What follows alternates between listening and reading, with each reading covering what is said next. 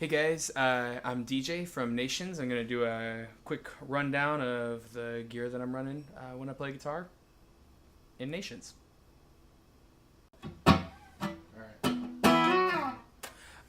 So first off, I just want to start with a couple guitars.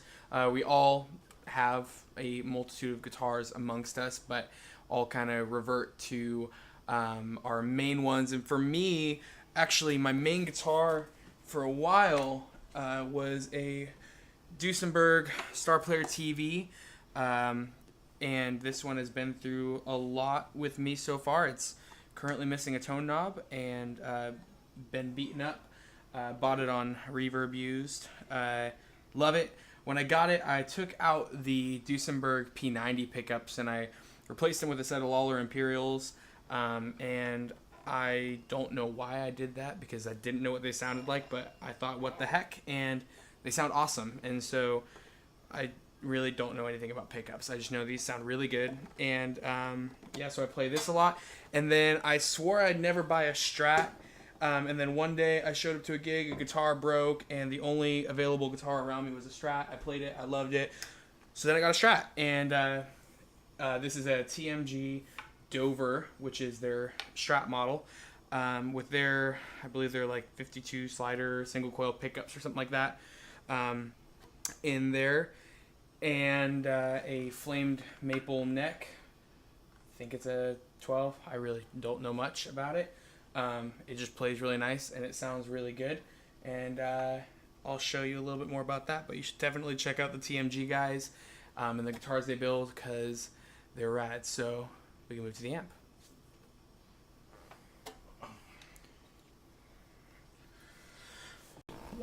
So with amps, I've jumped around a lot, and I've actually finally landed on really the most random amp and a random trade I got. This is a Vox AC15 hand-wired, which is, I mean, just a nice Vox. And when I got it, I plugged it in and put it in the high and bypassed everything and run it at usually a quarter, maybe a little bit more if I'm able to crank it up, but it's just decently quiet-ish. Chris will disagree with me, but it's not that loud. But but anyway, yeah, so it's just a great little amp, kind of one of those, you know, set it and forget it amps. You can just never have to worry about knobs getting bumped or trying to, you know, remember how you had it set, or, you know, just every guitar, turn it up to a quarter, flip it on bright, and have a good time. So that's that, and then I'll move to the rig that I run it through. Sweet. So that's the guitar and amp. Now we're going to move to the pedal board. This is actually just redone as of like a month ago. Just went through and this kind of Jeff version 3, we call it, or 2, I can't remember which. Anyway, so my signal chain goes as such: guitar into an RC booster, and I just kind of use this as a shaper for different guitars. Like if I'm playing the Duesenberg and the Strat, I just kind of, you know, do a little tweaks here or there to in a set to have an idea of if I like want to jump to the Strat and want it to pop a little bit more because it's a lower output. I'll just turn this bad boy on and it'll just kind of give me a little bit more oomph out of it, so I don't have to, like, you know, mess with the sound guy, mess with my mix or anything like that. It just all kind of is streamlined, different tones, same output. So that's that. And then from the RC booster, I go into the Mastermind PVC, which is awesome. RJM makes this. It's just an incredible looper and brain for my entire board, and it would take me hours to go into all that it does, but I'll quickly kind of explain what I have it doing after I go through everything and we start with the board. So anyway, from the Mastermind, it sends out first loop is compression, which is the Walrus Audio Deep 6, and usually things get knocked around, but I run it all at 12 o'clock, which adds a little bit of sustain to me. Sometimes if I'm just playing lead, like Not in Nations, then I'll crank the sustain up a little bit more, give me a little bit more love. From that, I'll go to my first drive, which actually has been a Little Green Wonder forever. I just swapped it back for the Morning Glory because why not? Morning Glory is fun. And it's been just kind of a fun drive. I use that as a first stage, kind of tone coloring, a little bit brighter, a little bit more breakup if I want to dig into it. From that, I go into the Archer, and this is just an incredible clone pedal that I've been just loving for about the last year. Hasn't gone off my board since I put it on. It weighs a ton, and it just gets the job done. It sounds really, really just lifelike. It's a drive that gives your tone life, not kind of compresses it and makes it feel weird or different. So it's love that. And then last but not least is my Super Bolt, which again, I've had this for over a year, and I love this pedal. It is my lead tone pedal, but also sometimes I'll just set it on and I'll play parts differently with less pick attack or roll my volume off, and it's very amp-like, so it'll respond to that, and it'll give me more if I give it more, and it'll back off if I do as well. So it's just a fun pedal to kind of use for a lot of different circumstances. From there, I go into the Jupiter Fuzz, and it's a fuzz, and I rarely use it, but there are a few instances where I will, and I'll talk about that a little bit later. But yeah, it's a cool little fuzz, not too crazy, but can get crazy enough. Nanopog for all those fun little lead lines that you want to cut through the mix. And then last but actually after all that stuff, I should say, I have the Hilton volume pedal, which is a lap steel volume pedal that I use for guitar that is just crazy killer, super fun, and has a lot of good sweep to it and just feels really, really solid. And then my wet effects, I start with the Avalanche Run. This guy is super, super rad. If you've ever heard of the Dispatch Master, Earthquaker makes it. It's a delay and reverb combo that they made this, which is kind of that pedal with a tap tempo and then more parameters to adjust. So it's just like you're all in one like beautiful tone maker or like swell maker, or it can just kind of be whatever, however wet or not wet, it always sounds good. If you ever turn it on, it's never a mistake. It's awesome. Then up to the Strymon Trifecta, the Mobius. I don't get to use it very often, but it is fun. It does all my weird stuff, vibes, trems, any filters, phasers, flangers, flangers, whatever you want to call them, choruses. Yeah, just fun, weird stuff. Timeline, delays, y'all know it, you've all seen it. And then the Big Sky for the majority of my reverbs and presets, and that's kind of how it all works together. It all runs through this Goodwood junction box to run out stereo to some or not for amps, and that's the signal path. So let's dive in. Cool. So the Mastermind, the way I have it set for most of the time is in two sections. It's live mode and then loop mode. In live mode, I have it to where I have a bank up and a bank down of our songs, and then I have presets right here. You're probably wondering why my feet are disgusting. My wife won't let us walk on the road with shoes. Anyway, we got presets over here for each song, so like a verse, chorus, lead, whatever. Then this will let me access my loops, so it takes me to the blank looper page and shows me what's on. So if I go to Brought Me Back to Life, verse, and I jump over here, it'll show me that my compression's on, my Super Bolt's on, my Big Sky, my Timeline is on, and my Big Sky is on. And I have a lot of these just memorized as to where they are, and that's just kind of set up to your liking. So that was loud.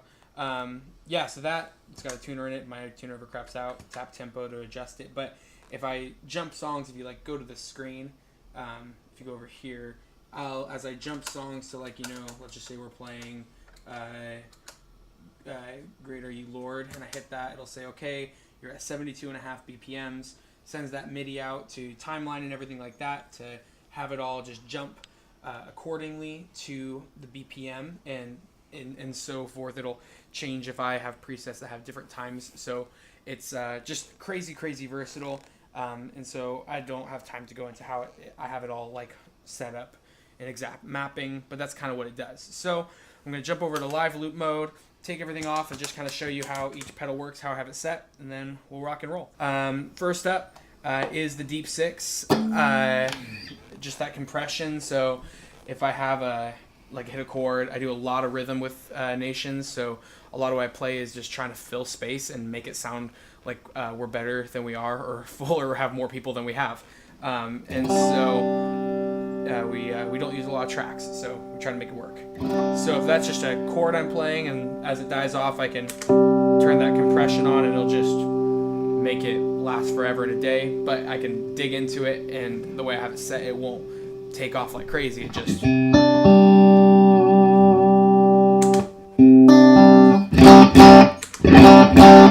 So just I like a lot of compression a lot of times. I think it's fun. It just has that tone. It's got its own unique sound that I like. So I have that. Then the Morning Glory, just a little brighter tone.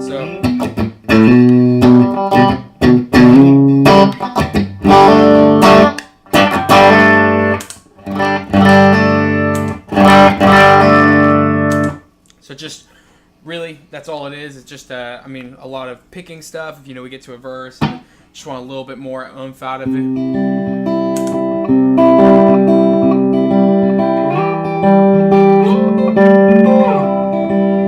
So that's fun. The Archer, the one I love so much, that's just my rhythm guy. I just love it when I'm playing stuff big. It got a little bit messed up, so I'm going to kind of tweak it back. But crank the treble up. It just got a gnarly...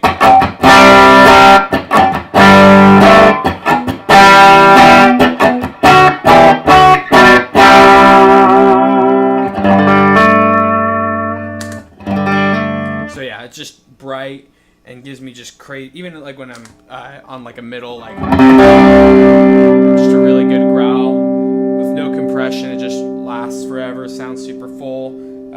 Doesn't take away, it just kind of adds to my tone. Then my Super Bolt is just that kind of stupid bright when I'm in a mix. Like if I'm using it for something, I'll just I'll turn it on, and it'll just sound like...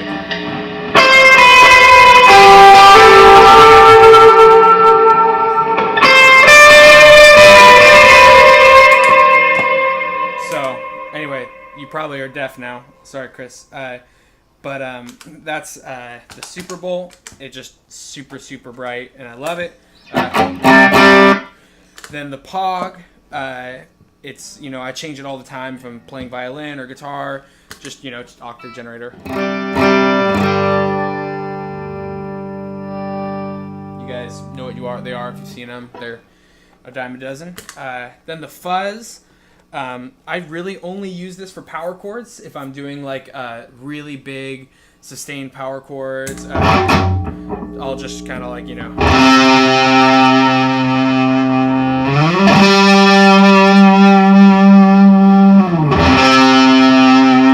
So fuzz is kind of one of those ways you can almost like get this like, just wall of sound that'll last for days. If you want that, I don't use it for much else. I'm not that good at guitar, so I just kind of mess around and pretend like I know what I'm doing. Then we got the Avalanche Run, the pedal that always sounds good. Turn that on. Turn your volume pedal on, that helps. And I can just tap something, and it'll just...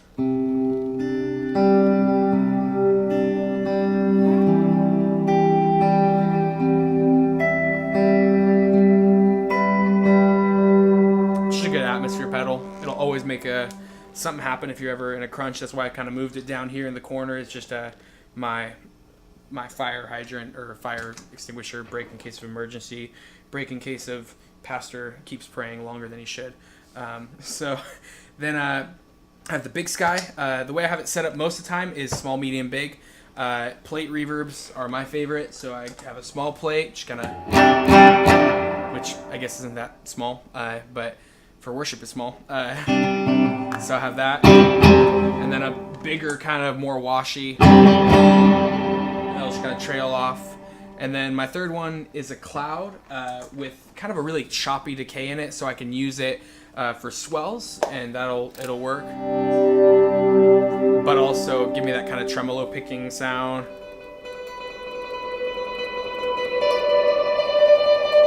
Because if you have it too smooth, it kind of can sound a little bit weird and mushed together, but with a really choppy trail on it, it feels like you're doing more than you are, and you can cheat a little bit as a guitar player, which I love doing. Then timeline, again, I use digital delays because I don't like decay or change in my delay sounds half the time. I want it to be very clean, and that's just a personal preference. So I a lot of times just use a quarter note and a dotted eighth digital delay all the time. And sometimes I'll use a bucket, but in the case recently, I've just been doing a lot of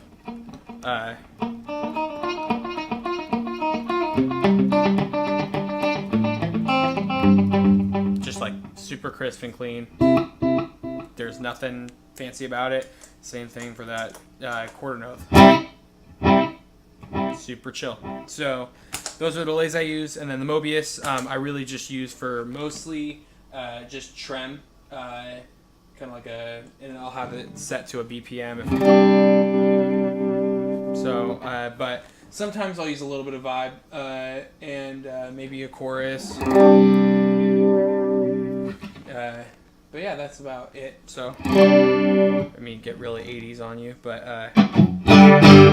So yeah, those are the pedals, and then so like in a song, just to kind of show you the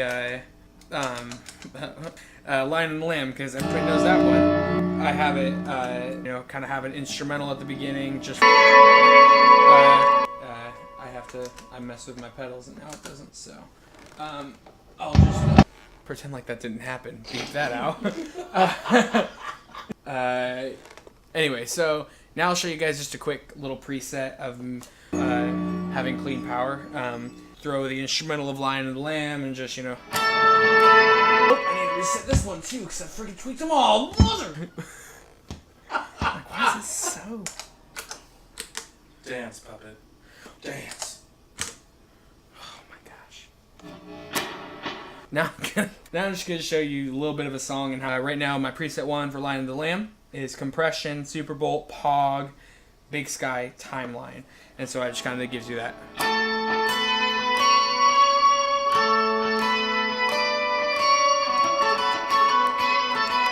And then I go to that verse, which takes off everything except for the Superbolt, so I can just kind of do